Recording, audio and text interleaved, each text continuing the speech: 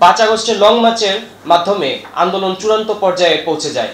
এই সময় প্রাইভেট বিশ্ববিদ্যালয়ের শিক্ষার্থীদের আত্মত্যাগ অবিস্মরণীয় অধ্যায় রচনা করে। সমাজের যারা মিডল ক্লাস আছে, এলিট ক্লাস আছে, তারাও কিন্তু আসলে রাজনীতিতে আসতে চায়, সুস্থ একটা বাংলাদেশ গড়তে চায়।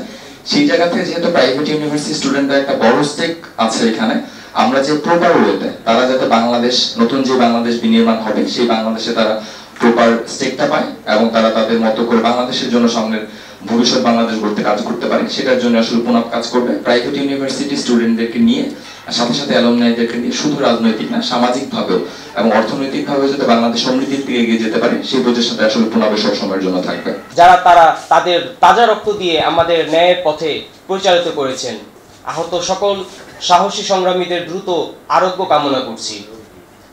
জুলাই অভ্যুত্থানের সংক্ষিপ্ত পটভূমি হিসেবে আমি বলতে চাই, 2024 সালের 5 জুন সরকারের একটি বৈষম্যমূলক সিদ্ধান্তের বিরুদ্ধে শিক্ষার্থীরা প্রতিবাদ শুরু করে।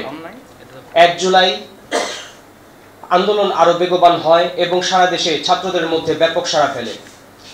7 জুলাই থেকে বাংলা ব্লকেট নামে আন্দোলন সারা দেশে ছড়িয়ে পড়ে, যেখানে চট্টগ্রাম, ঢাকা, রাজশাহী সহ বিভিন্ন বিশ্ববিদ্যালয়ের শিক্ষার্থীরা একত্রিত হন। 15 জুলাই সরকারপন্থী সংগঠন সহিংস হামলার পর 16 জুলাই দেশব্যাপী প্রতিরোধ গড়ে ওঠে। 18 জুলাই থেকে প্রাইভেট বিশ্ববিদ্যালয়ের শিক্ষার্থীরা এই আন্দোলনের নেতৃত্বে আসে। তারা মিরপুর, উত্তরা, বাড্ডা, রামপুরা, মহাখালী এবং যাত্রাবাড়ি ও দেশের বিভিন্ন স্থানে রাস্তায় নেমে আসে। 5 আগস্টের লং মার্চের মাধ্যমে আন্দোলন চূড়ান্ত পর্যায়ে পৌঁছে যায়।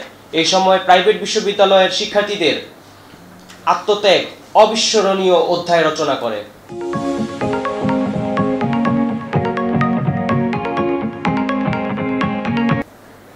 আপনারা সকলেই জানেন, জুলাই আগস্টে সংগঠিত আন্দোলনের মাধ্যমে আমরা বেসরকারি বিশ্ববিদ্যালয়ের শিক্ষার্থীরা এক অদৃশ্য ঐক্যের মাধ্যমে সংগঠিত হই, একযোগে রাজপথে নেমে আসি।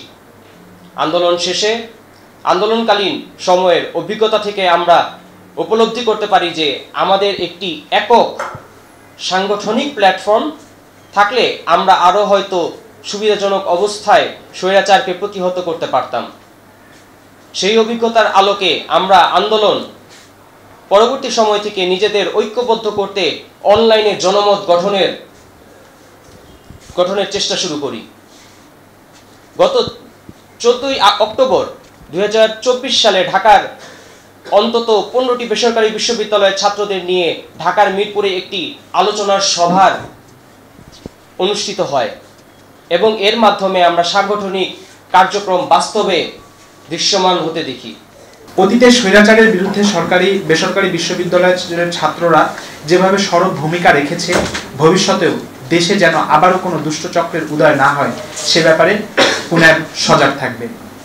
পুনাবের লক্ষ্যকে বাস্তবায়নের প্রথম ধাপ হিসেবে গত 9 ডিসেম্বর 2024 তারিখে পুনাব বেসরকারি বিশ্ববিদ্যালয়ের সংশ্লিষ্ট সকল স্টেক হোল্ডারদের নিয়ে একটি শিক্ষা ও সুশাসন বিষয়ক ডায়ালগের আয়োজন করে।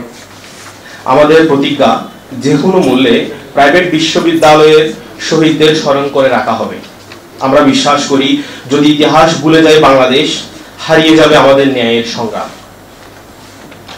আমাদের কাছে থাকা তথ্য অনুযায়ী জুলাই বিপ্লবে বেসরকারি বিশ্ববিদ্যালয়ের শিক্ষার্থী, স্টাফ এবং অ্যালামনাই মিলে মোট এখন পর্যন্ত 22 জন শহীদ হয়েছেন। এই সংখ্যা আরো বাড়তে পারে এবং অসংখ্য আহত এখনো মৃত্যুর সঙ্গে পাল্লা দিয়ে যাচ্ছেন।